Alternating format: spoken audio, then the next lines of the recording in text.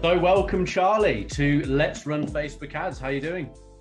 I am doing fantastic. I'm slightly recovering. I went and saw Judas Priest last night, and the right side of my face is still just a little melted.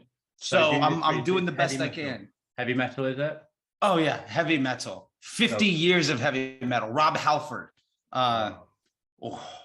It was a beautiful thing. It was at one point he came out on a Harley Davidson in leather daddy gear with a riding crop and saying about like it was amazing. I love it. I'm a big music fan. So it's a headache. If you can't tell. Music. Headache today, yeah. Late night. A little bit, but I'm here. You know, at the end of the day, I get to talk to you about the thing that I love, honestly, more than anything other than rock and roll. So I could do this any day of the week. I love it. Brilliant. Okay, so, well, I've come across you through my team because my team have been watching your videos, and what I love about your stuff is how you've definitely picking up the reels, and the fact that Instagram are pushing people out there. Your reels they're funny, they're entertaining, they're informative. It's not just boring things. See, when I start doing these reels, I'm just a bit boring. I haven't got we have to do. That's why I've set up a podcast. I can sit here, I can talk, and our listeners love it, and we're growing that way. You're growing. We all find our little way of getting ourselves out there, which is brilliant. And I love the way you do it, which is great. But if we start with talking about you, so guys who are listening, we're going to be going right into the things that Charlie finds working on Facebook. Charlie has been working with Facebook on Facebook for 10 years. He even remembers the day when Facebook came to his offices. So why don't we start with where it all started? Talk about that for 5 minutes or so, and then we can get really in depth and see what's working. As my buddy Rabba, my old buddy, who's now CMO of Triple Whale, as he would say, the TLDR of how we got here. The too long didn't read. I was a touring musician and radio personality. I've been on the road for 10 years playing rock and roll, and I had a career in satellite radio. I got really good at promoting myself, promoting bands, promoting events. Yeah. Then there was a sex tape scandal with Hulk Hogan and somebody else. And long story short, they pulled the funding from a radio station because the woman of that sex tape was the wife of the owner of the radio station. And I fled to Florida.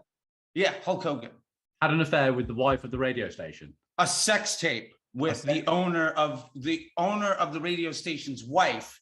He and Howard Stern were funding the radio station. Gawker came out, sued him, pulled the funding, and I was no longer on Sirius XM every day.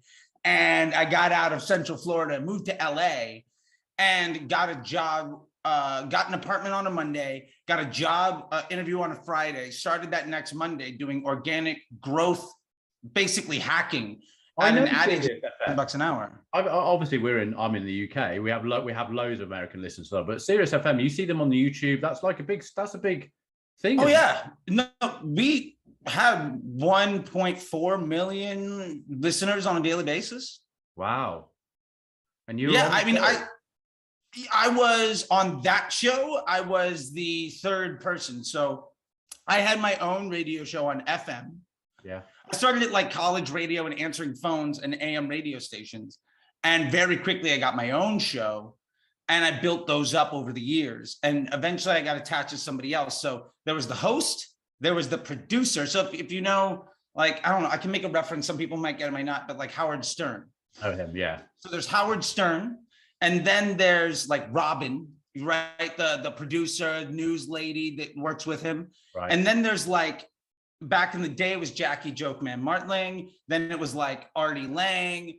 But there was this like third person that came in occasionally to interject, right? I was that third person in Sirius XM. And then I had my own show on FM with, where I was, constantly putting together playlists and taking phone calls and kind of had the run of the mill there. Long story short, with all of that aside, I had to get out of Florida awfully quick, completely unrelated, I assure you. And I ended up in Los Angeles and got a job working at an ad agency for $10 an hour. And it was basically doing a growth hacking.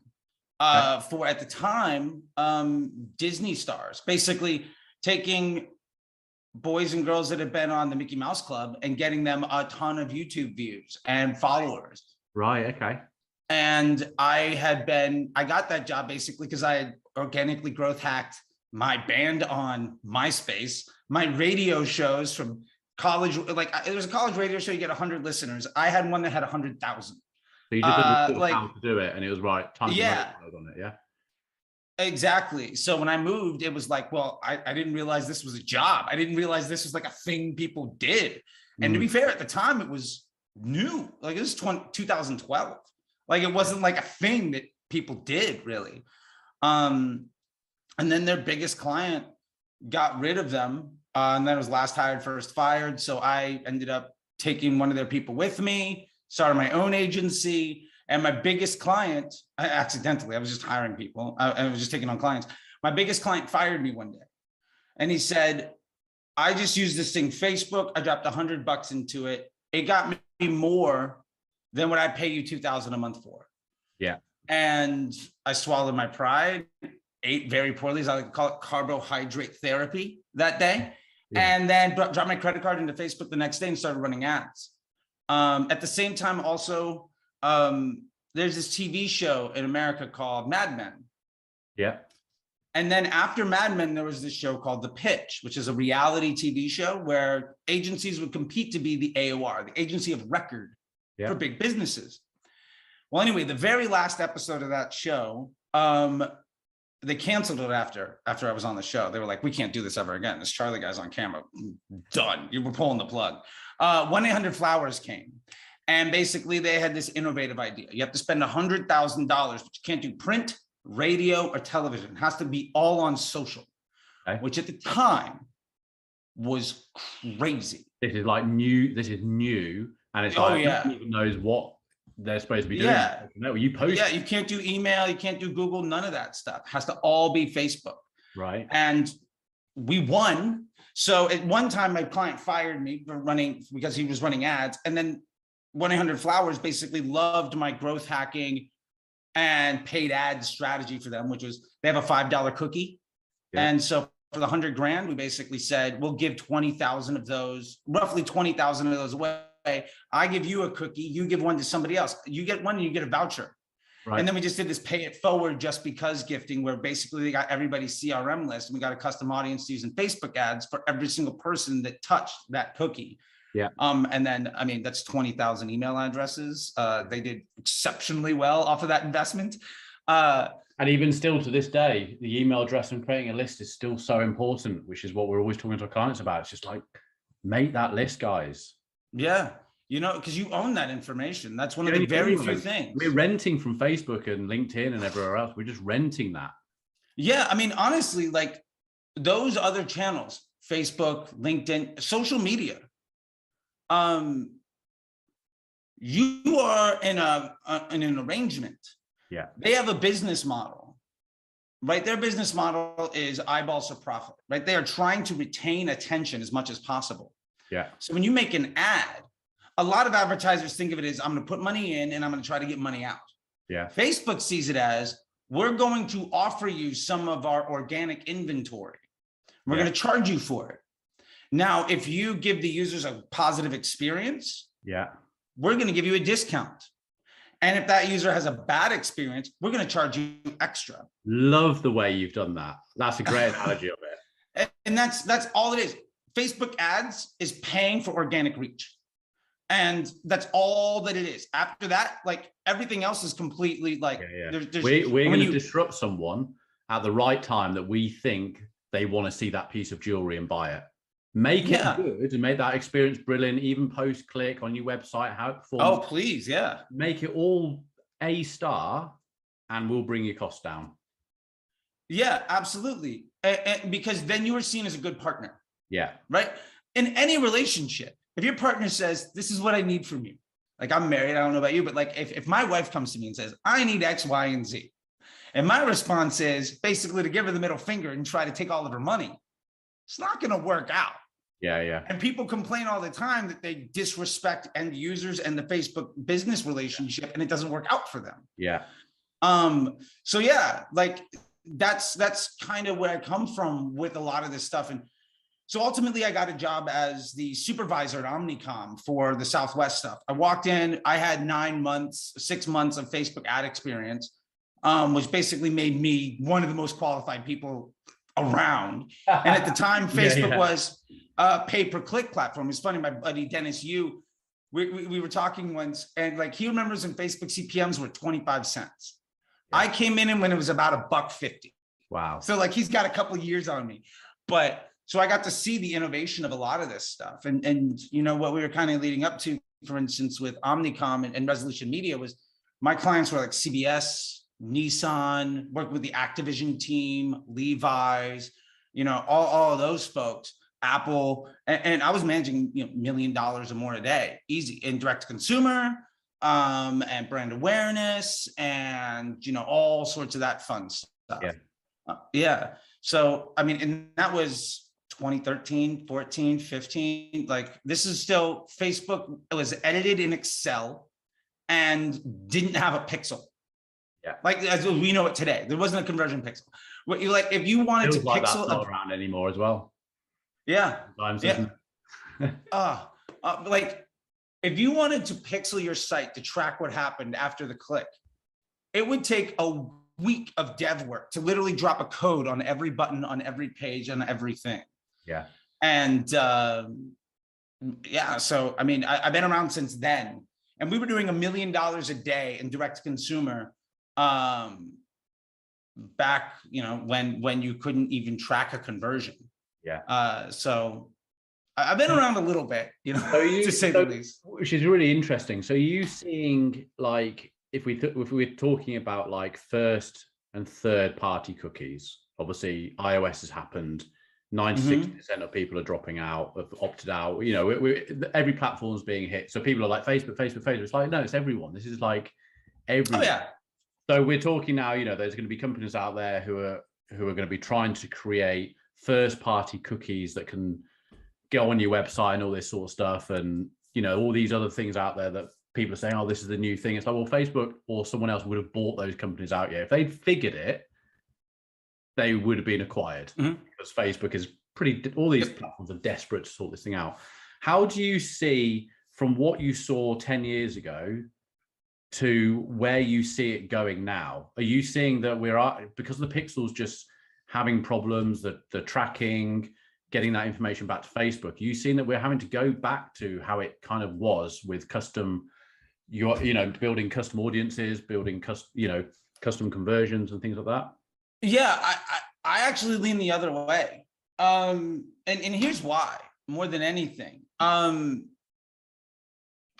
14, the part of the journey that the pixel is blocked or has struggled with is the last 5, is the last yard, right? It's the last meter in a 100-meter dash. Yeah. I'll put it like this. 1, the average user in a first world country, UK, United States, whatever, has had a Facebook account, adults, right, for at least 10 years now, on average, at least 10 years. Facebook is seeing the millions of websites, pages, pixel events you've fired, engagements, messages on Messenger, DMs that you've sent, content you've seen, likes that you've given, comments you've dropped, the pages that you've clicked on, the things that you've joined. And they've used a lot of that over the years to deliver you in an optimized CPM environment, the content that you like, right? Like when you go on Reels, it's all stuff that you enjoy, right? Like when you go on somebody else's Facebook, you might be following the exact same people. It's very different. Yeah. Same with Instagram, right? There's these curated feeds. So Facebook has gotten really, really good at that, right? And they've been doing that now for 7 years, something like that, since around 2014, 2015, with the implementation of the OCPM environment. Optimize CPM, because Facebook used to be pay-per-click. There's a whole bunch of other stuff. You can Google that later or ask one of us afterwards. That's a whole other conversation. But basically, there's a curated feed. So with that curated feed, Facebook knows what content you like. It knows what content you want to engage with. It also knows over those years what it takes to get you to take the desired action. Yeah. Because you've been telling Facebook for 5, 10 years now, around beginning of February, I'm going to start looking at flowers stuff. These are the types of things that I look at. This is the type of content. When I see this ad around this time, I tend to click on it and take this action. And it's known what seeds that concept and what primes and conditions you to take that action, because you've taught it for years and years and years, right? We know something happens around, I mean, again, Facebook is just a machine, it's just an algorithm, but it understands around late October, early November, people start to click on, what do you click on? What kind of content do you see? So Facebook is extraordinarily aware based on literally trillions of data points. Because remember, there's billions of users, millions of websites, how to condition people to take certain actions. So from where I'm standing, we've got a decade of experience on millions of actions taken, a data set of billions of users. The average person is on 3 to 4 platforms that Facebook owns a data stream on. You might have Messenger, you might have Facebook app, you might have Instagram, you might have WhatsApp, etc. Yeah. And you've also given it at least half a dozen or more cycles of testing on you to understand your flow as an individual. So that being said, the last part of that, one other point. Let's not pretend like Facebook doesn't see credit card data. Yeah. Doesn't see transaction data, because everybody's selling this information, right? Well, and from the data houses, it's why an app's free. Yeah, and to be fair, back in the day, you used to be able to select these credit card company custom audiences in Facebook, and it was a premium. Facebook used to tell you how much extra every audience costs you. Like, this audience costs you 50 cents more. This audience costs you 30 cents more. They eventually got rid of it. But every interest group, every custom audience, every customization is extra. Guac is extra. You know what I'm saying? Like, it's an extra pound, right? Like, it's an extra euro, it's an extra buck. It's a little. So all of that being said, Facebook knows what you've done. Facebook knows what you like. It knows what content you are. It knows how to prime you for and condition you to take an action. It knows what actions you want. It knows what pages you're clicking on. For instance, like when I was running New Balance, or their ad account, not the brand. I was not CEO of New Balance. Let's not think about. Yeah. If you've clicked on an ad, say you have ad blocking, but you've clicked on an ad from Nike, you're away for 5-10 minutes, you come back. You click on an ad from Reebok, you're away for 5 or 10 minutes, you come back. You click on an ad for Puma, you're gone for 5 or 10 minutes, you come back. Odds are you want to see my New Balance ad. Also, I know that around this time, before, late spring every year, you end up making a transaction for some sort of trainers. And I know exactly which ones you've bought, the SKU, the credit card number, all of this stuff. All of that is information that Facebook has before we get to tracking you on a pixel. Yeah. So that pixel is just the last little bit of that journey. And so my whole point with that is I lean into, and I've been teaching this for 5 years now, I lean into broad audiences because I basically have this theory. Every ad effectively makes its own lookalike audience, right? Every post, like when you make a reel, Facebook or Instagram, they see who responds positively to that content and they show it to other people, right? That's why some of them get 100 views and some of them get like 3,000, right? And you see content from people you didn't know existed. Yeah. So Facebook knows who to show this to for particular reasons. Now, when you say show this to people that like it, but I'm also trying to condition people to take this action, conversion objective that I might be optimizing towards within a certain window, my optimization and attribution. Now it's just one window. It used to be 2, right? Every ad effectively makes its own, I try to think of it as it makes its own lookalike audience. It makes its own little circle of people and confidence, really good people and expanding out. Yep. Now, when you go broad, you're saying, hey, I'm going to let you touch anybody in the universe you want. When you start to use audiences like interest groups or lookalikes or something, what you're doing is you're paying extra to make a circle of only the people you want it to show to. Now, the problem is Facebook, the really good impressions are only going to be where those 2 circles overlap, where they make a Venn diagram. Right. Those are going to be the really good ones. The problem is that's very limited. And ultimately, when you tap out of that, Facebook then has to start showing impressions to other people that ads lookalike audience doesn't really overlap, but you said you have to serve this inventory and you've already burned through all the good people. So now I'm going to start giving people a bad experience. Yeah. So you're paying extra to force a bad experience on users within the platform, which inherently raises your cost of advertising. Now, maybe you get conversions for a good price, but your CPMs might creep up to the 30s, the 40s, the 50s, the 60s, because you're presenting yourself as a bad business partner to Facebook. And if you do that over and over and over again, you're going to get priced out of even being able to do business. Yeah. Because you might have found a cost-effective way of abusing the end user and disrespecting their relationship with the platform. But eventually you're going to be seen as too much of a liability because there's somebody else that's going to do it well. And at the end of the day, there's no shortage of advertisers. Nobody has a completely discrete product that is them, right? Every ad, every impression is basically retargeting impression anyway. So somebody else is going to sell more or less the exact same thing that you are, or provide more or less the same service you are. But if they have more respect for the end user, they're going to win that impression because it's a meritocracy of experience. Yeah. And I think that's the biggest gap. So for me, I'm broad all day. And I used to not be like that. But you would narrow or stack the, to get. Oh, yeah. So when you say broad, how, describe to me a broad audience to you. Is broad just like, I want females age 30 plus US? Or are you talking like they're into jewelry on one audience and the same jewelry, or the other one they're into gifts or whatever? Is that what you mean by? Yeah. So we're using broad as a noun, not as an adjective. So we think of broad as an adjective. It's a very broad audience. It's very big. Facebook sees broad. When Facebook uses the term broad, they're using it as a noun. It is basically age, gender, and location. Any additional piece you put on top of that costs extra. Now, again, back in the day, you used to literally be able to see, oh, my CPMs are going to be this. I'm going to tack on this thing. Now it went from $1.50 to $1.75, or went from, whatever, like you started to stack on. Yeah. So a broad audience by definition, age, gender, location. Outside of that, you really start to pay a premium to effectively make it harder for an ad to see a good impression and make it more difficult for Facebook to deliver positive experiences and condition users to take an action. So basically you're paying extra to make it harder to be successful. Right. So would you then, so with your clients then, are you just going broad? Now, are you putting it down to Facebook knows its users unbelievably well? They now know, you've put the pixel on the side, so they now know that you sell jewelry. They now know through what's going on in your website, through that pixel, it's you may have not even turned an ad on, but it knows enough about what's going on that whole funnel to say, men and women, 25 years old, UK wide, run the ad.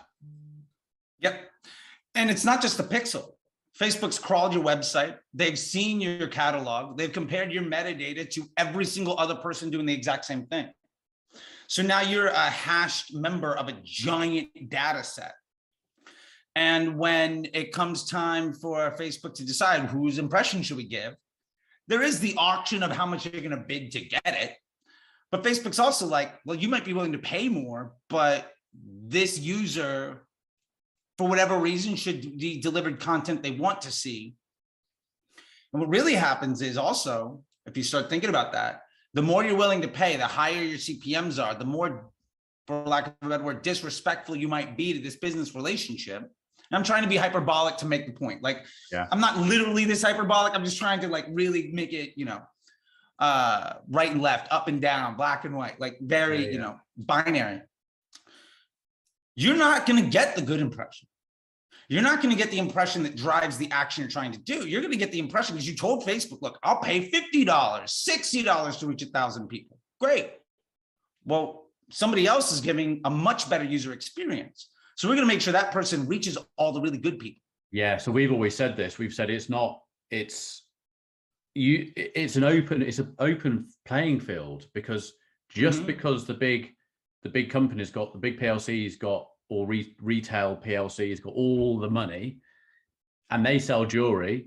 But if you're a little jewelry company and you're doing amazing ads and your engagement's great and you're doing some amazing reels and blah, blah, Facebook's seeing that engagement and going, the guys with the big money, I'm going to get this, these people deserve it.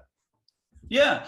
And also when you're talking about scale, economies of scale, you have to also understand that success is defined differently. You know, a lot of my students in the MBA program, or a lot of the clients I work with, success for them might be 20 sales a day. It might be 200 sales a day. It might be 2,000. But the point is, if success for you is, say, 10 sales a day, how many impressions do you really need to deliver on a daily basis to reach that point of business success for yourself? Maybe it's 10 sales a day today. Next month is 12. The month after that is 15. Maybe the month after that is 20. Maybe you take a step back, whatever. By the end of the year, you're like 30, 40 a day. Phenomenal job. You've 3x'd your business, right? I mean, a 2% change on like a weekly basis is a 300% change in your business. Yeah. I was trying to remember, you don't need to move mountains. Steady growth is way easier to maintain. So if you have a bunch of people that are just doing good work, they're going to be able to steal all the really great impressions, all the really great inventory. And that's one of the advantages of direct consumer advertising over retail brands that are trying to port their strategies into social. Yeah. And while they are raising the cost of advertising for everyone, like when I would dump $1 million into an interest group to do market research for CBS, you're going to pay higher.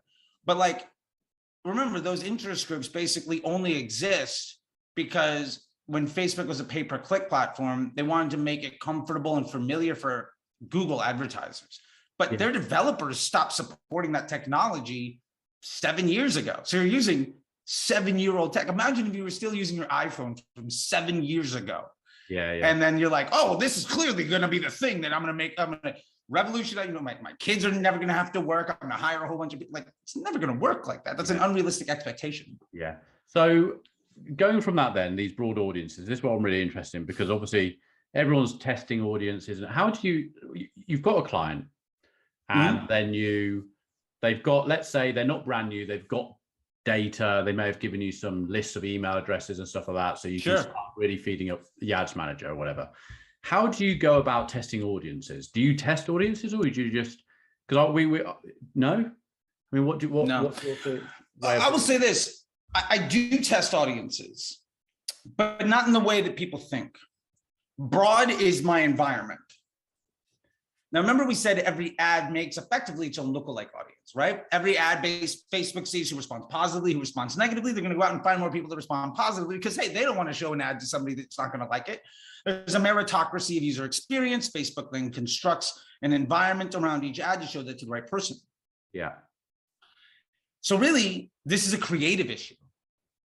And what I'm getting to that is every creative concept, when you're doing a creative test, should be designed to ultimately solve a problem. Either you are trying to get more efficient at a specific sales pitch. You have a car dealership, you're selling sports cars, minivans, and sedans. You need to sell the minivan for a little bit better. Well, why don't we work on our sales script for selling that minivan? Now, when somebody comes in and asks for a sports car, you're not appealing to them, but you're going to get that minivan more and more efficient. Now, let's say you have only ads for minivans, and people keep coming to you wanting sports cars or sedans. Now, a lot of brands make the mistake of saying, well, I have a good ad, I'm just going to make 20 more like it and try to scale. Well, you saturated that audience. Those ads are basically the Venn diagram of the lookalike audiences of all of your winning ads is basically a circle. Yeah. It represents some infinitesimal piece of the overall environment. Yeah. If you want to start scaling, increasing spend, because remember, that's efficiency, that's lowering CPA, increasing customer quality and volume. Excellent thing to do, totally a valuable piece. If you want to instead scale spend, then you need to create content that specifically appeals to a different person. So again, in this environment, if every ad you have as a minivan, you're doing really good, you're scaling your business, and at some point you hit a threshold. If I want to buy a sports car, if I want one of those beautiful neon 11 Targas that are behind you, and you say, awesome, here's my Grand Caravan from Dodge. I'm like, but I want oh, great. I'm glad it seats 7 people. It's super safe. Like all you have as a sales pitch is selling me that minivan. You're losing me. So if you want to scale your audience to the 911 Targa people, that beautiful sports car, make an ad that appeals to that person. And now you have an ad that appeals to this audience and an ad that appeals to this audience and one that appeals to this one and to this one. And ultimately, you start to be able to appeal to different types of individuals.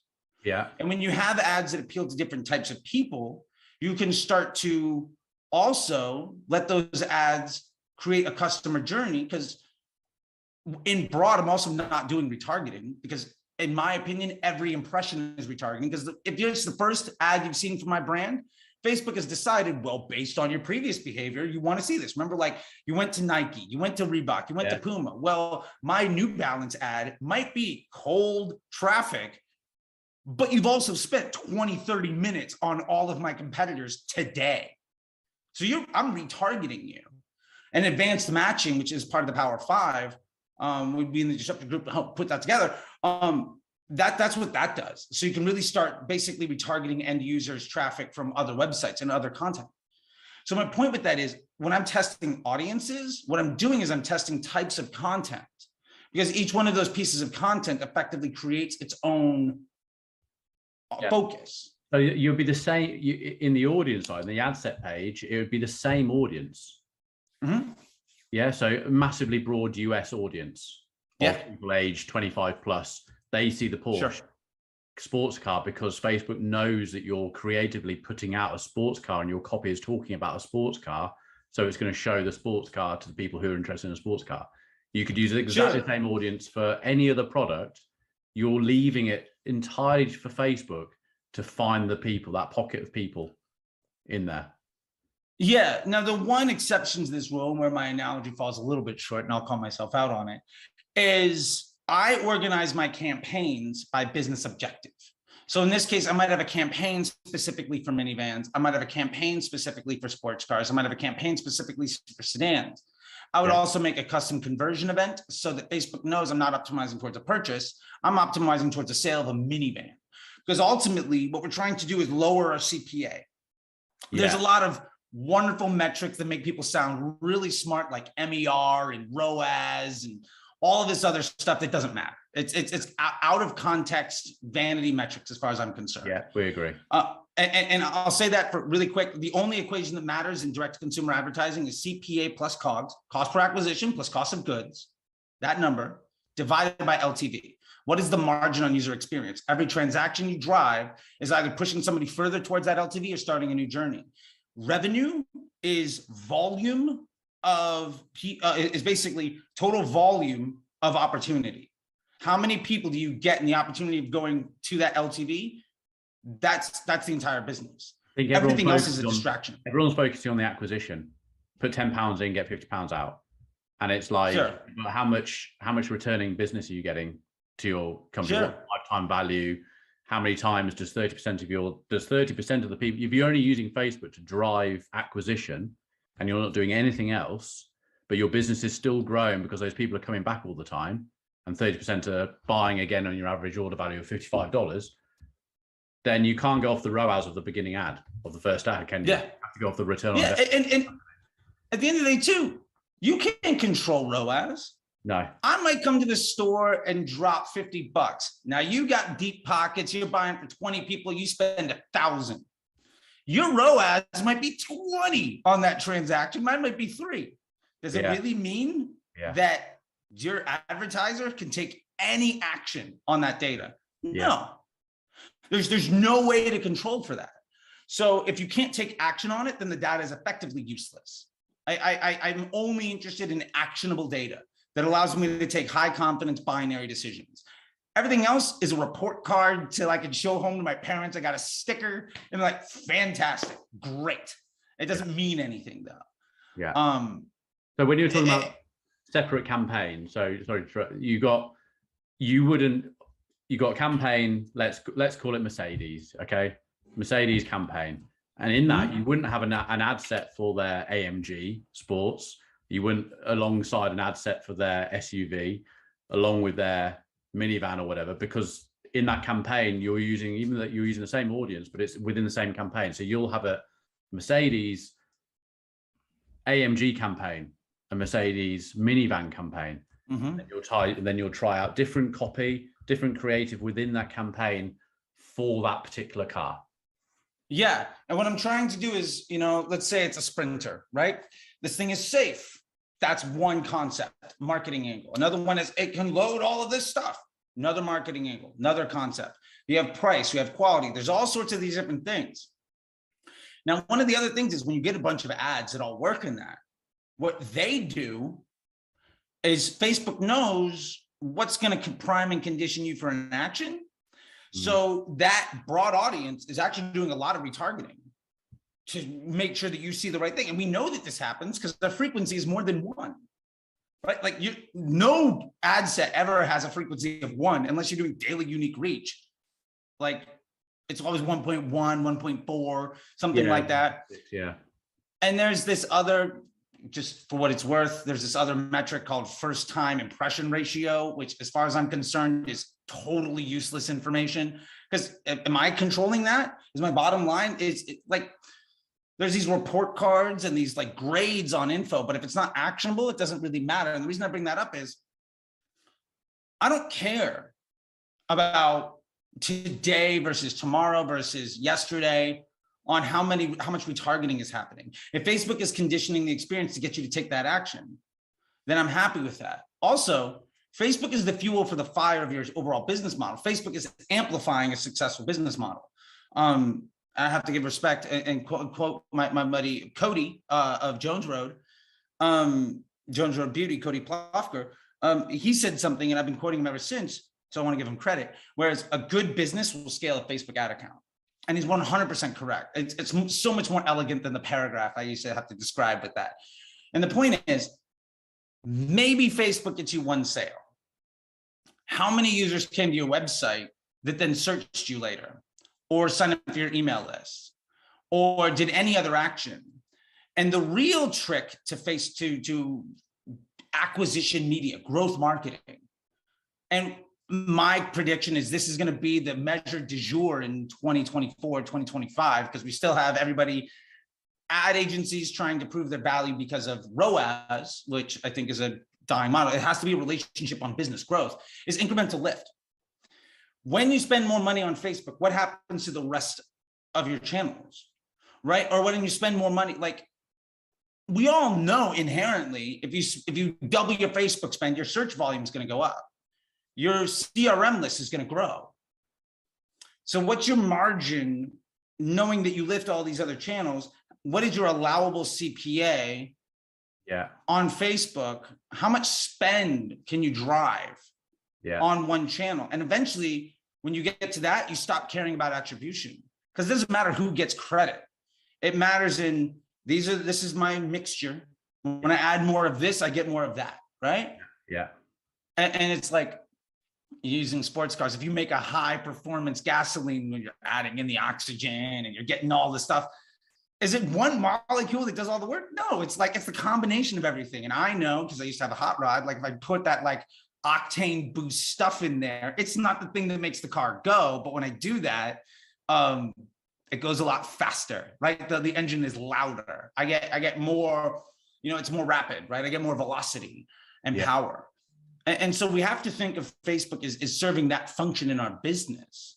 And I think that ultimately, if you can measure for that, you're going to be wildly successful, because it eliminates you from having to have this conversation of who gets credit.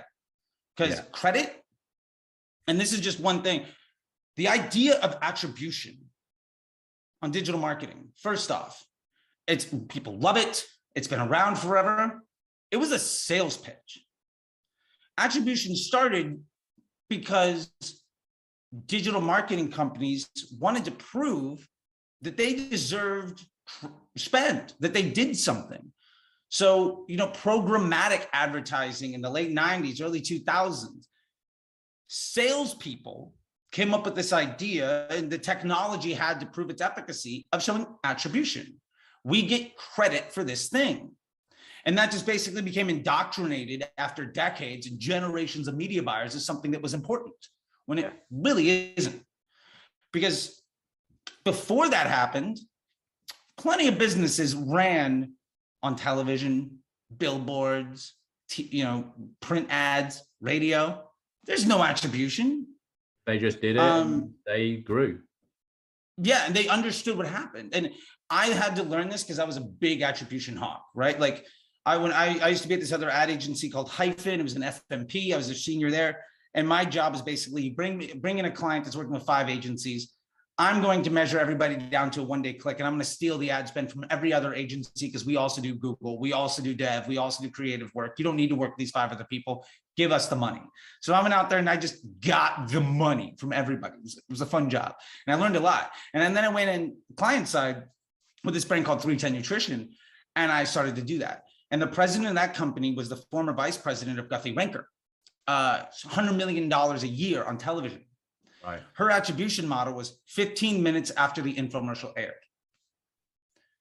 That was it.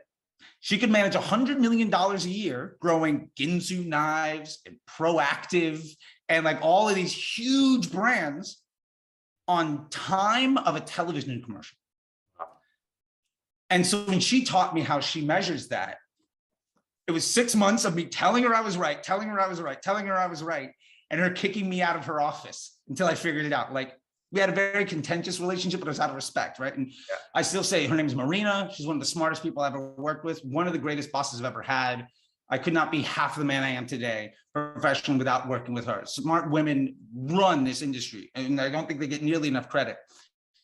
So Marina, when I finally came to her and said, well, for every $5, every $10 you spend on Facebook, we generate 1% lift in direct traffic. We're getting 3 email addresses. The value per email is X and the search volume is Y, and our direct traffic, but we're driving higher volume because we're promoting over here and measuring the shapes of the curves.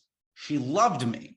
And you know who else loved me was Facebook and Google and Snapchat. So they all did, like, we did a bunch of these combined case studies of seeing what happens. Like, I got $1 million from Google, $1 million from Facebook to just spend on brand awareness to see what happened to search volume.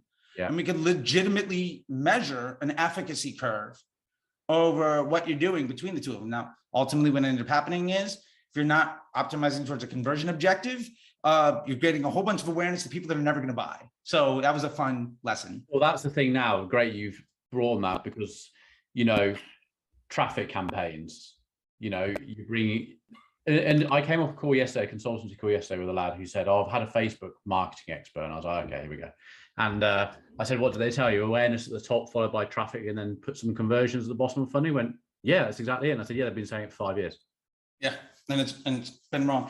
For what it's worth, by the way, Facebook marketing experts, Facebook had so many advertisers that they couldn't hire in-house for good reps. So they farmed it out to third-party agencies that are basically just trying to get money. But those marketing experts are great opportunities if you reach out to them and you say, thank you for this. I'd love to get a power lift study. Now, that's something that you need Facebook's measurement and engineering team to deliver to you. But what that does is it raises the visibility of your rep. And so it starts making relationships where that rep has to work to their counterpart that's actually a Facebook employee to get 2 other departments together to come back.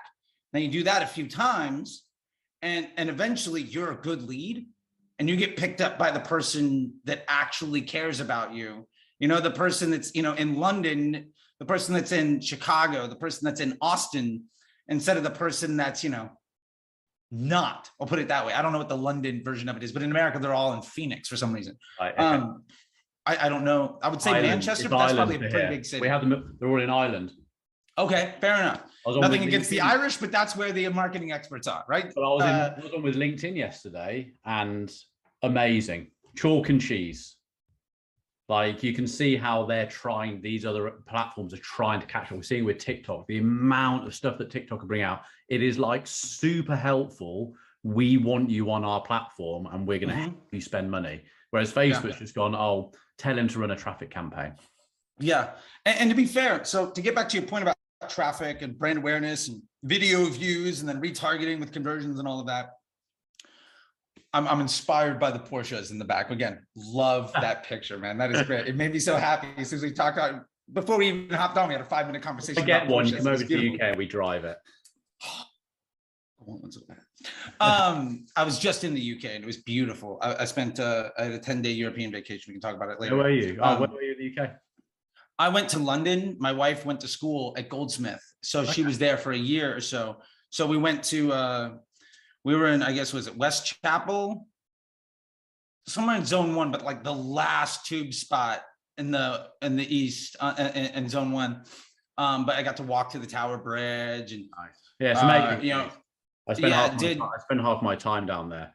Yeah, and it's amazing. I love it.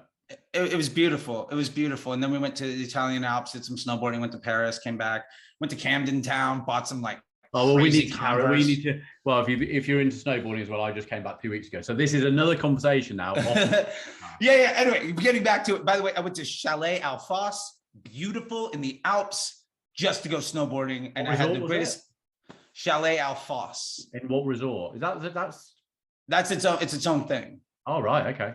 It's in the city of Trenton or outside of it. Okay. Either way, it was beautiful. I made a reel, by the way, of us. Like, they have this heated seat that's sort of like an Instagram moment, where they serve you this giant thing. We made an Instagram reel of the like sneezing into your shoulder, or whatever. 480,000 views later on my personal Instagram. I was like, I tried to repost it on my business one, and I got like 2,000 views. Nobody cared. Yeah. But anyway, back to conversions and traffic. Yeah, back to where we were. I'm ADD. I could have 5 conversations. I love it. This is fun. So traffic and conversions. I will make this analogy because, again, inspired by the cars. If I'm a car dealership, I might look at my numbers and say 3 out of 4 people that test drive a car buy one. It's a pretty decent number. Let's say half. Let's be conservative. Half the people that test drive a car buy one. Now let's say I've got a BMW, Mercedes, you said Mercedes, right? Or a Porsche. Let's say we got a Porsche dealership. Half the people that test drive a Porsche buy a Porsche. Awesome. So you could look at it and say, that's my retargeting audience. I just need to get more volume of people. So I just need to get more test drives. Totally makes sense. We're on the logic train is making sense. So how do you get more test drives? Well, the easiest way of doing a test drive is put that Porsche next to like a college campus and a homeless shelter and tell everybody they get a free meal if they take a test drive. You're going to get 10,000 test drives and sell nothing. Yeah. That's basically the same thing that you're doing when you're running a traffic or video view campaign, because these people have no signal to Facebook that they're interested in actually taking an action. So you're heavily polluting your data set with people that basically don't care. Yeah. And that can cripple the bottom line to a business. A conversion campaign is specifically designed to have that journey of condition and prime to take an action. Yeah. So every impression in that journey is trying to get people along the way to take that action.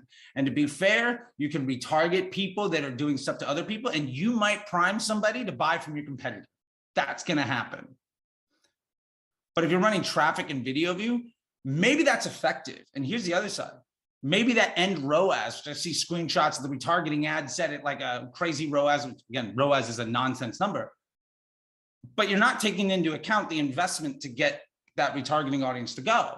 So if it costs you 2,000 pounds to build an audience that you can spend $300 a day on, or $100 a day, like the unit economics, you're still losing money. Yeah. But somebody on Twitter or Instagram, or somebody on stage at some summit gets to point to a giant number on the screen and say, like, this is working for us. But it's an out of context number. This is the hardest thing about that funnel, isn't it? Because logic would say, if you're going to do a top, a moff, and a boff, let's get loads of people, video views at the top or traffic at the top. It's all going to come in, and then we're going to create we're going to create an audience of website visitors. And then we're going to retarget the website visitors that have just been brought in from traffic, which is students buying a Porsche. It's not going to happen. And then you retarget them on people. I think where my students, and probably yours as well, finding it hard then is, okay, well, if I'm using conversion at the top, it's going to take so much longer or so much more money to build those audiences as you go through. Do you see what I mean? So it'd be harder to breed. You're not going to get 1 million clicks a day for 10 quid on traffic. You might get 25 clicks for £10 instead of 250 clicks for £10. So it's going to take longer to build that audience. But this is where so do you agree with that? This is where the creative comes more in, because those clicks are so much more important. Oh yeah. It's the same thing for like lead gen. Like, I can get you leads I see people all the time. I can lower your cost per lead. Great, you give me 5-cent leads. My call center can't handle calling 4,000 people that don't give a damn. I don't even have the capacity of handling that volume of terrible traffic. Yeah. My point, what I try to tell people and teach folks is, we're not in the business, or you shouldn't be in the business of trying to be profitable on day one. No business. If you went to a bank and said, I'm going to open a shop and here's my business model, and in 45 days, I'm going to be printing money, they're going to laugh you out of the business. Yeah. Because that is a completely unrealistic thing. What we should be focusing on, and I always tell people, like, when you're starting a brand, think of it like this. You have one product. Your product is your brand. Most business owners don't think of the exit strategy for their business when they're starting to make first and second steps. So if you're trying on every single day to make money, what that ultimately means is, over time, you're going to be making far less. Because if I can work on consistently improving the volume and quality of my customer, it's not a question of if I can make things work. It's a question of how long until my business is so strong and successful that I can not have to do it anymore. And some people want to run a business to work at it every day. But if you're starting a business to give yourself a day job, great, I get it. Maybe this isn't the conversation for you. If you're starting a business to create jobs and ultimately wealth for yourself and independence, then there should be an idea of, are you going to do this every single day for the rest of your life? And if the answer is no, at what point are you okay leaving? And maybe that's just getting investors. Maybe that's selling more and more of your company, whatever it is, or selling the whole thing piecemeal all the way out the door, whatever that looks like. But if you start with conversions right away, every single person in your CRM list, every single person in your entire ecosystem is going to be focused towards helping you generate more and more value. Yeah. And I'll make this one more analogy. Like, if you're growth hacking, one of the most common things people do is they just go to a page and then just follow everybody. Awesome. You're going to get some followers. Maybe you get 2, 3, 5,000 followers. Great. When you get to 10,000 followers, because you're actually running business, half of that data set is completely useless. And we start to monetize that, you're losing 50 cents on every dollar to pay for the waste, because you built an asset where a large percentage of it was completely useless, but you have to still support that legacy. Yeah. And so I always look at it as an investment banker. How much of my portfolio do I want to be dead weight? Yeah. The answer should probably be as close to zero as possible. Absolutely. It's the same with, so we also do LinkedIn and well, you know, we dabble in all of them, but LinkedIn, B2B, you know, getting your link clicks between $5 and $10 is good. So if it's costing you 60, let's say it's costing you £10 or $10 to get a click to your site, you're really paying attention to how you're going to treat that person when they hit it. And I think Facebook needs to be the same, but I think we've gone through such a period of time where it was easy, wasn't it?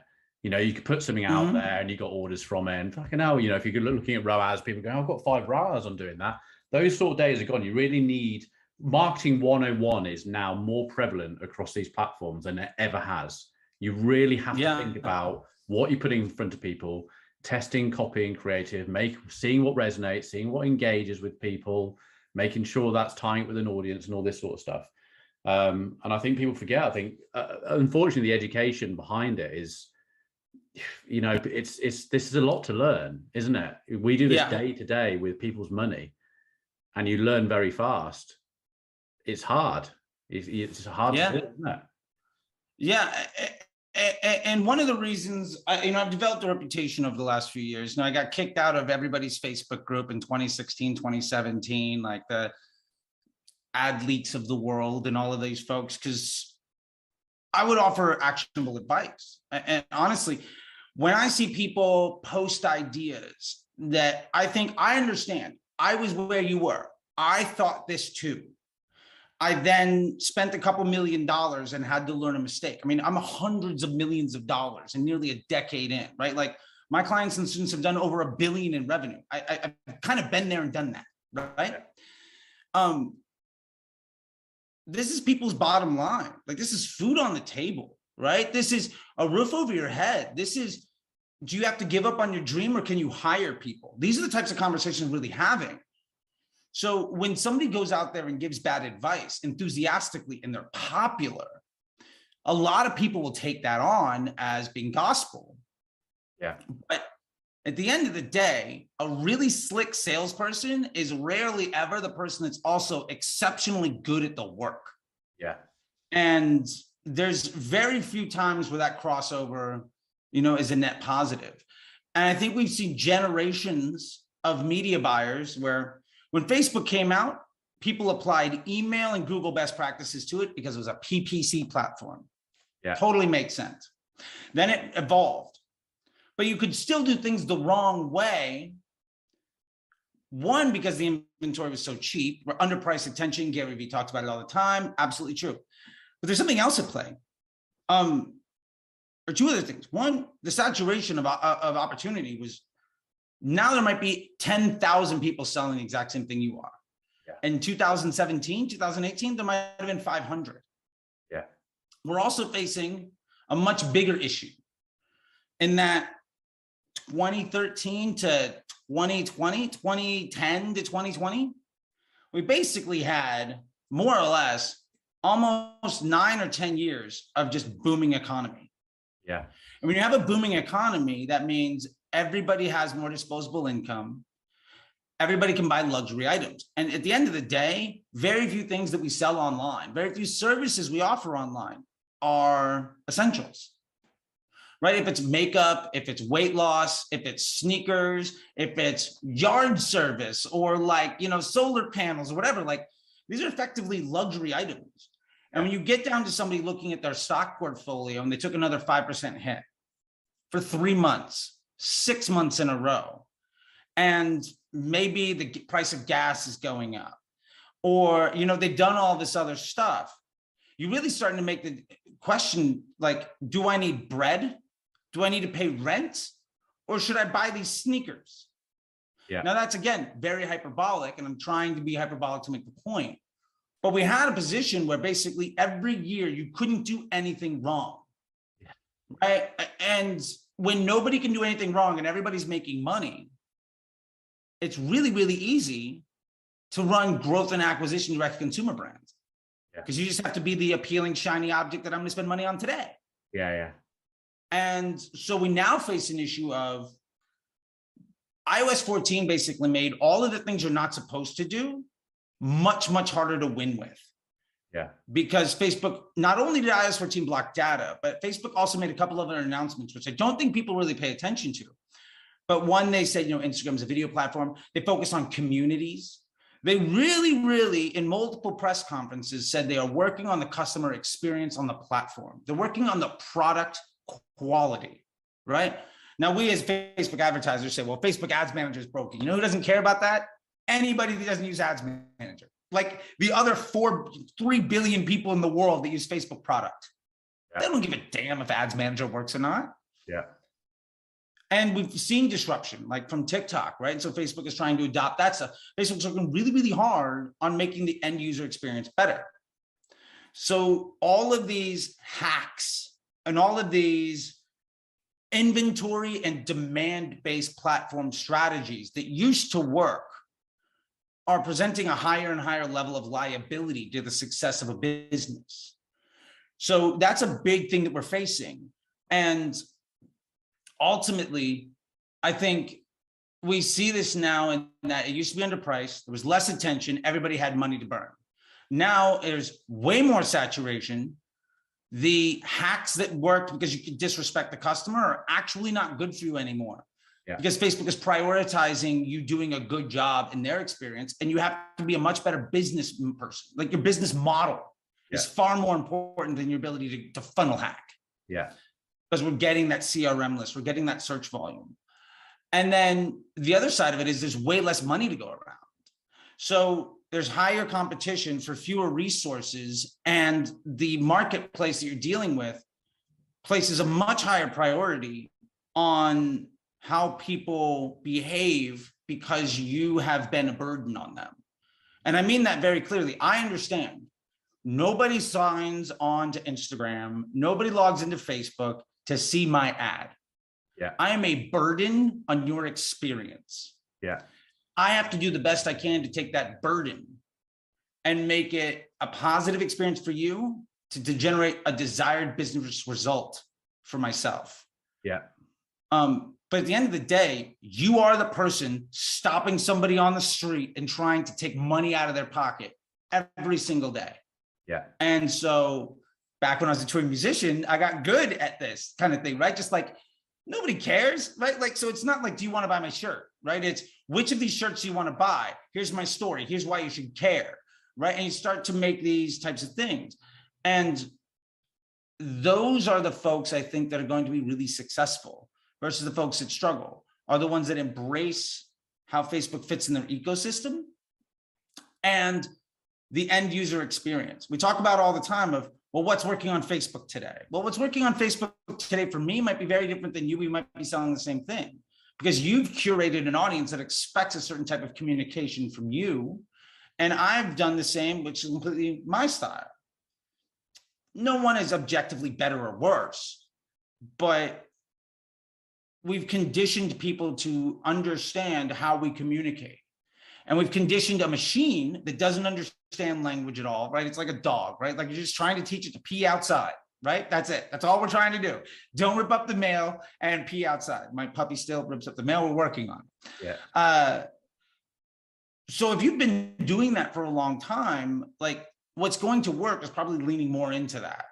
Far more than saying, well, this audience works for this person or this creative type is working or UGC is the thing. Why is UGC a thing? Probably because consumers are getting really suspicious of advertisers and they just want to see other folks. But if your brand has developed a great relationship, maybe people don't need to see UGC from you. They just need to see the right offer, the right type of content, the right thing, right? And so there's all of this different type of stuff that's going out there. But I say all of that to ultimately get down to the path to success is different for everyone. But ultimately what we have to do is one, measure incremental lift. I use a doc I call the ecosystem ROAS doc. I'm basically seeing spend, I'm seeing investment, return, and volume by channel. And from there, I can measure incremental lift across channels. We also have to creative test specifically to do audience testing and messaging testing to increase efficiency or drive more scale. Those are the only two objectives we have to do. If you start to try to make some compromise in there, you're going to compromise your end result. You have to do one or the other. And then you need a system and a process that allows that to work where you learn from every mistake that you've made. You can repeat all the wins that you have, and you can get ahead of it so that every decision you make is a binary one. A high confidence binary decision. Was this a winner? Yes or no? What are we going to do with that? We have a process that's documented. Nomenclature is in line. Reporting is in line. Testing is in line. Accountability, transparency. When you have all that stuff together, it ultimately isn't a question of if you're going to be successful. It's just a matter of when are you not investing enough? Yeah. And when you frame the conversation in that way, success becomes very easy because you can point down to where's my roadblock? And it ultimately gets me to my last point here, which is what I really try to stress more than anything is figure out something that works, get as much volume to something, right? And then you see where in your customer journey is something broken. Now, maybe nobody buys a second time. Improve your product quality, immediately you can spend more on Facebook. Maybe your checkout experience is tough. You get 1,000 people to your store page, say 600 go to the product page, 300 add to cart, 50 buy. Okay, well, what happens when we make that 50 a 75? If we make it for that 50 a 75 because we improve that experience, we can increase our Facebook ad spend by 50%. You're going from 2,000 a day to 3,000 a day overnight, and probably more, because that's assuming a complete loss on all the investment. If you get one or two extra transactions for that extra $1,000, like now you're in business. Yeah. And so what we do is just try to funnel everything we can to honestly see where the bottleneck is, and then just improve that bottleneck, and then repeat the cycle over and over again. And that problem and solution solving works whether you're running a car factory, whether you have a bakery, whether you're running Facebook ads for solar panel lead generation. It's all the same thing. Yeah. And so that's the way I really try to look at all of this. And I think the reason I like Facebook versus other channels is because it's the world's greatest market research and intent creation device. And that machine learning does all the work for you. You just have to set up the system to do it. And I think what the biggest mistake people make is they try to work hard. And I'm not saying working hard is a bad thing. Working hard is a very commendable thing, and you should. But Facebook is the employee. You're the manager. Every time you micromanage your employee and then get upset when they don't succeed, whose fault is that? Yeah. You know, every time you start a campaign or an ad set, you invest into it. Oh, it didn't work this month. I'm going to kill it. You're going to hire a new employee, right? Every ad set is I think of it as every campaign is a manager. Every ad set is like a salesperson. Every ad is a pitch. How many managers are you hiring a year? How many salespeople are you firing because they had a bad week? How much effort are you putting into giving them a better sales pitch? Yeah. If you're swimming in circles, probably like you would never run any other store by firing an employee because they had a bad first 3 days, or a manager because they had a bad week, when literally nobody stopped into any shop on the street. Yeah. So we have to think of Facebook in these real world terms. And I love it because it's the easiest for me to take real world action and to make those types of analogies. Plus the scale is effectively infinite, which is exciting, because email is great, but you can't grow a brand on email because you need more email addresses. Yes. Search is great, but if I'm not creating intent, who's going to search for me? Absolutely. That being said, Facebook and LinkedIn have the worst conversion rates on your money. Like Google, you get 30-cent click to sell $1,000 item. That's a great return, but like it's not scalable, right? So just all about that entire process. It's interesting when you talking about the bottlenecks in it, because most of the time when we're looking at, obviously, you know, we like to think we know what we're doing with how we're placing the ads and what the ads look like and the creative and the copy and stuff like that. Most of the time when you're looking at those sort of stats of the click-through rates and your costs and things like that, that's not the downfall.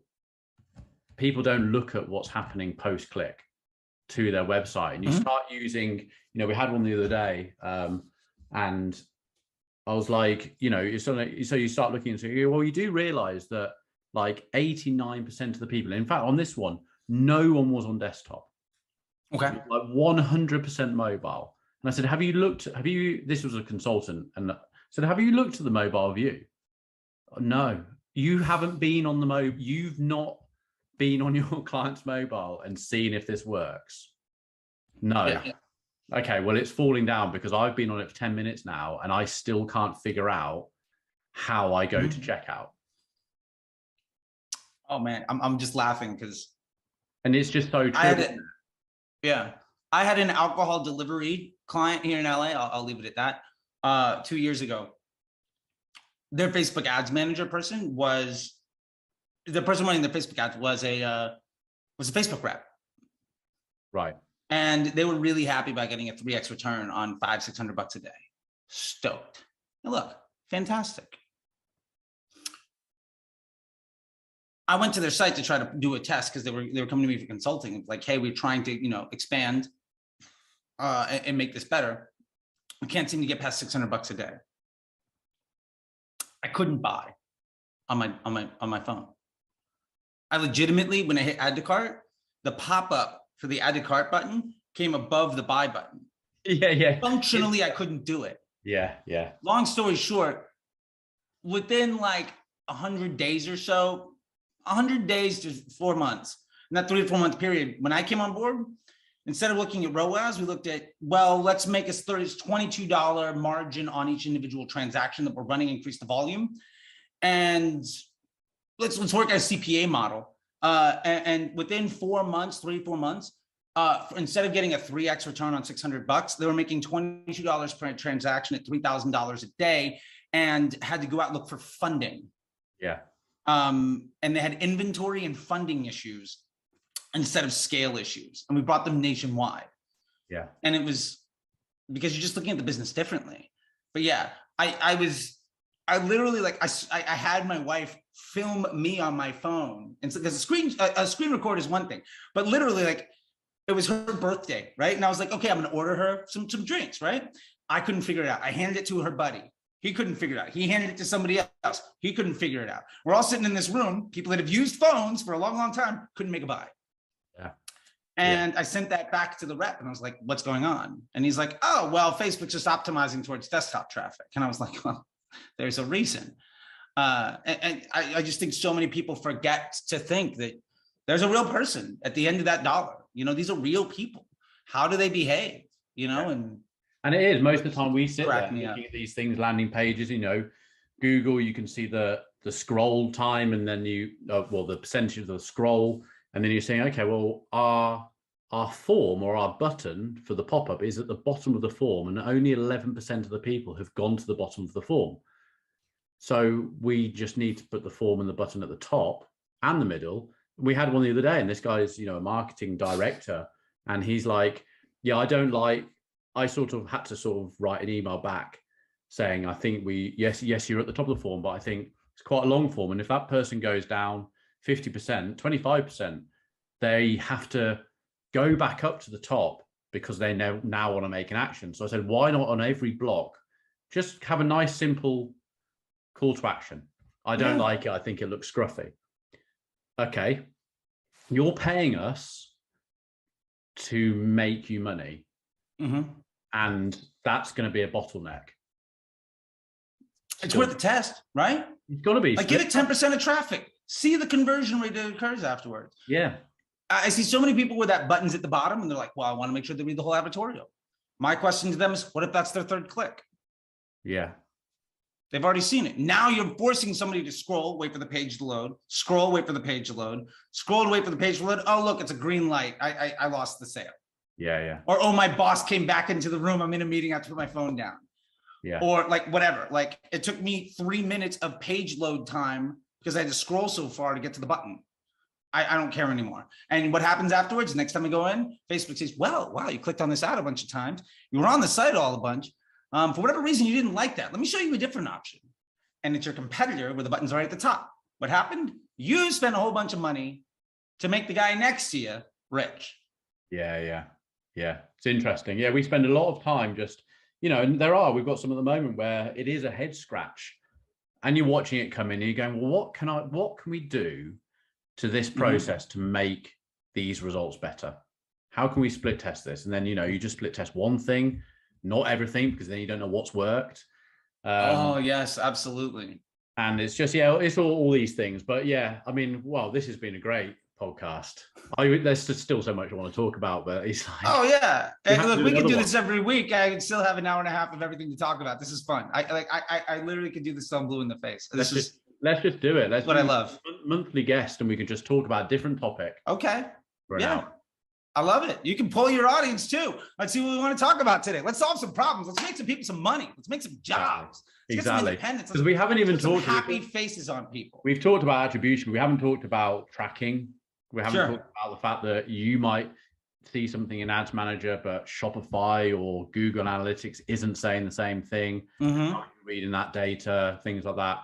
Maybe let's do another one, because I think there's still so much more, and it's been brilliant. Sure. Yeah, and I can tease it with this. Spend is a meritocracy. Let's come back and explain that later. Yeah, brilliant. Okay, Charlie, it's been absolutely excellent having you on here. Thank you so much. I haven't talked everyone in my business, like James, who sometimes is my fellow co-founder who comes onto this podcast. He's like, and when we do talks, he's actually said in front of an audience, he's like, oh, I can speak now, can I? I've not spoken at all on this. It's been brilliant. And it's like wealth of knowledge. You've got so much experience and the thing I've enjoyed about this is the fact that, you know, we speak to people on here. We had Eric who owns Hawk Media, you know, huge company, but it's how far you've gone back, you know, the experiences you've had, what I've taken from this, the experience you've had in different fields of your work, working for other people, what you've learned from that CEO of that massive company has brought you to this place and you're understanding how these platforms work, opposed to other people, with no disrespect for them, achieving amazing things, but they haven't had as much life experience. They haven't been in the game as long. They haven't seen these things. Do you know what I mean? They've come in. Oh, absolutely. You know, no, I totally get it. Erica Horton Media, a huge success. You know, I said to him, "Oh, do you know Gary Vee?" He's like, "No, Gary Vee. I was at the Super Bowl with him last night." It's like, no way. This is mad. He's been in the game 7 years, 6 years. He's created a company valued at $175 million. Yeah. Amazing. But it's I just love the way, I love the background side of how you've seen these things come to where they are now, and the journey you're going to see now from how they're going to be. We haven't even talked about where we see Facebook and Instagram going with Facebook shops. You know, is Facebook going to buy Shopify and bring it into this platform? Because at the moment, Facebook is getting sick and tired of, why are people leave? We have more problems. Yeah, and Shopify market cap is down 67% in 4 months. If we allow someone to build their website in our platform, they don't need to leave the platform. The metaverse, who was saying, I think, it may have been Eric said the other day, he was like, why has Facebook created a metaverse? Because then it owns everyone. Everyone in that metaverse in 10 years' time, that's their data. They're not having to worry about Apple. They're not having to worry about Google. It's them in their own universe. Yeah, and you think about it, Amazon and Facebook already do this because a huge swath of access to the internet around the world occurs on their servers. Yeah. Like 2/3 of the people in the United States that access the internet access it through Amazon servers. They see that data. Facebook went out of its way in third world to set up infrastructure where people's only experience of the internet is basically Facebook. Yes, and like Twitter as like a text function. That's it. What he wanted, his goal was to not to have Facebook, was to have everyone hold a mobile in their hand and went on Facebook. Yeah, and it did pretty well. Did it in India, fantastic growth. Yeah, it could work anywhere. And as far as where things are going, another tease for that, every single time we've had a massive disruption, Facebook ad spend has gone up at least 50% in the following 18 months. Conversion pixel, Power 5. I don't see why this is any different. I released a study on it a long time ago. I don't know, about 6-7 months ago. But yeah, if you look at the actual volume of ad spend on the platform after every massive disruption, after every cataclysmic apocalyptic event, for what it's worth too, everybody now sitting on iOS 14 that thinks it's like, oh, it's the end of days. When Facebook brought out the Facebook Pixel, it knocked half the people out of the market. Yeah, because you couldn't, like, that was so much bigger than what we're seeing with iOS 14. iOS 14 was a roadblock. It was a speed bump. You didn't have to fundamentally change everything. Are you saying this in the way that the things that these platforms have now experienced because of iOS 14? Yeah, exactly. Now do things differently, which means it's just going to get better again because a problem has made them create a solution. Yeah, basically doing things poorly is less effective. Yeah. And one of the arguments I get from this, I get all the time from agency owners. It's like, well, the guy from Facebook even said this was a 10%, $10 billion hit to their ad spend. You know what it was? Because people that don't know how to use Facebook properly, because they were poorly trained and overworked and underpaid by generations of other people that didn't know how to do it well, panicked. Because you're the one telling them, hey, this is not you, but like this agency owner is like, you're the one telling them like this stuff doesn't work anymore. Well, if the trusted source from on high says this stuff doesn't work anymore, I'm going to prop spending. But that's a self-fulfilling prophecy. Whereas on the other hand, since November, I have equity in some brands. My women's clothing brand went from 5,000 to 20,000. I went on vacation to Europe. Automated rules went from 12 to 18 in 10 days, and I was snowboarding. I logged into Facebook once. Yeah. My CBD brand, yes, we are running CBD ads on Facebook. That could be a topic for 3 months from now, whatever. 500 to 2,000 a day in the last 3 months. Yeah. We're seeing the best performance we've ever seen right now. And I mean, there's a reason why some of the best brands are being extremely successful. And there is a reason why some of the people that came into the game after 2018. And that's the real shift that I'm seeing. Everybody that got in around 2017, 2018, they're dead. Like they're either embracing what they're supposed to do, or they are swearing up and down that Facebook doesn't work. Everybody that says to go broad is crazy. They're not using dynamic ads. They're funnel hacking everything. It's all about everything else. We're going to TikTok now. All these other things. It's like the dynamic ads. That's another thing we've not discussed. Yeah, I mean, also we have great results of dynamic ads. Yeah, I use clients and stuff. It's brilliant. Let me show you something here. This is how to spend $1 million on Facebook. You ready? Yeah. This. So what's that say? Okay. This is one campaign. What's the top winners? This is your best ads. Yeah. This is a dynamic creative test to either improve the efficiency or expand the options of this one. This is your second one. If you run this one campaign, lowest cost, auto placement, CBO, and you focus on your creative and improving your LTV, you can easily get to $2,734 a day, which is $1 million a year. Yeah.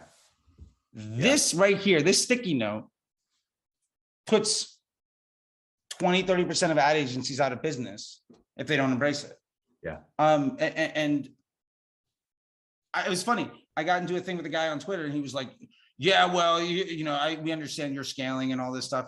I was like, "Yeah, you shouldn't be in the same place you were a year ago. You should be better off." And his comment to me was like, "Well, show me your ad account. There's no way this is real." And so I drew this sticky note, and I was like, "This is what it looks like." And he said, "Well, that's not your ad account. A screenshot of a picture of a sticky note is. Show me a screenshot." And I was like, "Okay." So I took a screenshot of a $20,000 a day campaign, and it was just this basically, but instead of being on a sticky note, it was like control ads, test. And that was it. And then I didn't hear anything from him for 3 days. Still haven't heard anything from him. I eventually deleted the screenshot because it's privacy information. I didn't want to share too much, but like, I don't know. Yeah, we could talk about a whole bunch of other things. There's test and scale campaigns. I think that strategy is wildly wrong. You don't need multiple campaigns. I think people promote too many products. You can easily get to millions of dollars a year on one product. Why try to solve 3 problems when you can do one thing really well? Like there's a million things. I would love to talk with you more about this stuff. Yeah, no, it's good. Let's make make it regular. I love it. I think. I mean, dynamic creative. I mean, we're going on dynamic creative. We find works amazing for local stuff because my sort of theory is, if you've got a local area and the client's only got a certain amount of money. We're not talking, a lot of the time, I think on these sort of things and people I talk to, and especially on YouTube and stuff, everyone's got massive budgets. Not everyone has got massive budgets. That's a tiny percentage of the businesses out there that every agency is trying to get all these massive ones because they got 10-20% of their ad spend. When we're talking about all the people who are big enough, they might even be a small company that's owned by an owner, and they have a marketing exec or a marketing manager there. They need an agency to help them with their work. They can only afford to pay you this as a retainer, blah, blah, blah, blah, blah. Sure. That's how an agency has 500 clients and is able to be acquired by another agency. Yeah, because the other agency is buying these clients because they've got other services they can sell to these clients, like PPC. A PPC company would love to buy a Facebook marketing company that's got 1,000 clients because they can suddenly do PPC for those 1,000 clients. They've just doubled their revenue. Yeah. So that's where I think, I like to talk about on these things in the future, and I like to talk to my audience about, because people haven't got massive bucks. They are coming with $5,000, $3,000 a month, $5,000, $10,000, $15,000, $20,000. You can still make it work, but it's how do you use it in dynamic creative? I find with a lower spend, because you're not having to create multiple ad sets using different copy and creative, you can put it into a dynamic, and Facebook, believe it or not, that amazing computer can go, these ones are working better, I'm going to show it that one. Yeah. I'd even argue, I do that for the people, I teach that to my students in the MBA program that have a $100 a day budget. I also do it in ad accounts where I have a $20,000 a day budget. Yeah. Because at the end of the day, our job is to just improve the quality of choices Facebook makes on our behalf. Yeah. So why not validate elements, put together very simple dynamic creatives. I personally have a thing I call the 3-2-2, 3 creatives, 2 headlines, 2 primary text. Now every decision is binary. Was this thing good or bad? If it's bad, kill it. If it was good, but one thing got a lot of spend but didn't do well, get rid of that one thing. Extract a post ID, put it in the winners, move on to the next one. Cycle that test every week, 2 weeks, 3 weeks. And if your test is doing well, you can just spend more money on that CBO. Who cares if it's going to a DCT, if it's not? And then you've got a month's worth of creative testing in line. Like I have a sticky note here. I love sticky notes. This sticky note is the next 45 days of business. This is my entire business model plan for $20,000 a day to get to 30. It's on a sticky note. And I will legitimately spend 3 to 5 hours a week max on this ad account. And we'll probably go up 50% in the next 45 days. Because I'm just not worried about all the other stuff. The other things that don't matter just don't matter. And I think people have to be okay with the fact that like you don't, just because you're sitting at a desk doesn't mean you have to work 8 hours a day. Yeah. And if you get really good, you could do 5 times as many clients. Yeah. And to be fair, I had to do this because at some point I was managing 5 or 6 clients on 3 or 4 different platforms. I had at max 12 minutes a day per any project. Yeah. I can't sit there for 45 minutes and like try to do work. It's impossible. You have to plan weeks in advance. Yeah. But yeah, I think we've said it 5 times. Maybe this time we'll stick to it. Let's just do this again. There's a million things. I really appreciate it, man. It's super fun to chat with people that legitimately enjoy this. And I can see just like this emanates, like our conversation has just been, I mean, clearly I've had a lot of that's, fun. It feels like you have too. Yeah, we're a Facebook agency. We dabble in it. We do stuff in the other platforms, but essentially we're a Facebook agency. And it's like, do I bring on guests onto the program that my listeners are going to go, oh, I'm going to listen to him, and I might lose that a listener. It's not about that. It's about giving value to my audience or anyone else who wants to listen to it. I hear things from you. I hear things from Eric. I hear things from all these different professionals in our marketplace, because we've all got different things to do things, and it allows my audience to go, I'm going to try that because that's how I think it would work with my business. And it's great just to talk this stuff, isn't it? Yeah, I love it. We all learn from it. Yeah, learning from people is what it's all about. At the end of the day, you should be fairly confident in your decisions. But if somebody comes and solves it with a better mousetrap, you have the choice of learning from them or, falling behind. Exactly. Every day I get to talk to people and I get to solve their problems and I get to see other issues. So my sword is sharp on a consistent basis. But every time I get to talk to somebody like you, you're asking me different questions, or we're talking about something, or you're dropping knowledge on me, that improves the quality of conversation I get to have with everybody else. So, I mean, I'm probably a better marketer for the last 90 minutes that we spent. And that's going to be a gift that I carry with me to my students, to my clients, to my businesses. Like, how is that money and time not well spent? Like, I mean, there's no money. I didn't pay anything for this. You didn't, whatever. Money was probably the wrong thing. But like, time spent resources. I have that with reading. I can read an entire book or listen to an audio thing. All I'm looking for is one little piece of information that I can go, I'll try. Like you've said stuff today. It's like, I'm going to try going broader with a couple of clients. That might work. It might not work. Some of the time, all our clients are different. Some things work for one client, some things work for, but using all this knowledge to try and better yourself, better your clients, better your knowledge on our area. That's what it's down to, because we've got to keep on moving forward. Yeah, and we've got to be up with all these changes that are happening. We've done some real ads for a client in Utah, and it was just like, hey, let's try some real ads of you in store. They sell trainers, and it's like blah blah. And then we went on there, and it's just like they've had loads of sales from a reel, and the reel wasn't even processed. They had one reel which was talking about the trainers. The other one was like, hey, I'm going out for a run. It was like a motivational video. The motivational video told the trainers. Sure. I love that. I remember I worked at a 9-figure business. I was their director of growth. We spent 50 grand on advertising, on creating assets. The receptionist shot a thing on her phone. The thing the receptionist shot, 2 years later, is still running. That one post ID probably has $5-10 million in ad spend. Yeah. I did a deal with the Kardashian family for creative, $100,000 deal, lost 50 cents on the dollar. The cleaning lady chatting with the creative leader. Somebody happened to shoot a little thing. She was like, oh, I love this thing, blah, blah, blah. Great woman, had been with the company for years and years. That conversation was a 45-second video ad. Destroyed Kris Jenner in her bathroom saying, I take this and I lose weight. Destroyed it.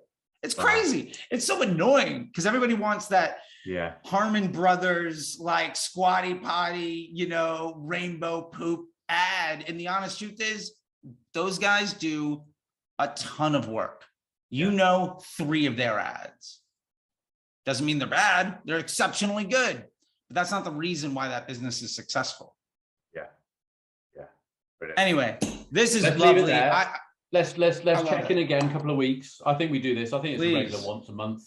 And we just bring up 2 topics. We just talk about it for an hour, trying to help give value to the audience. And then I would love it. Do you want to plug your Instagram? Sure. Guys, you've got to check him out on In Reels. Is brilliant. Yeah, well, thank you so much. Instagram, it's at CT the Disruptor. That's also my handle on TikTok. That's also my handle on Pinterest. That's also my handle on Twitter. You can check out the YouTube. It's the Facebook Disruptor. I don't know why that one's different. I got to correct that.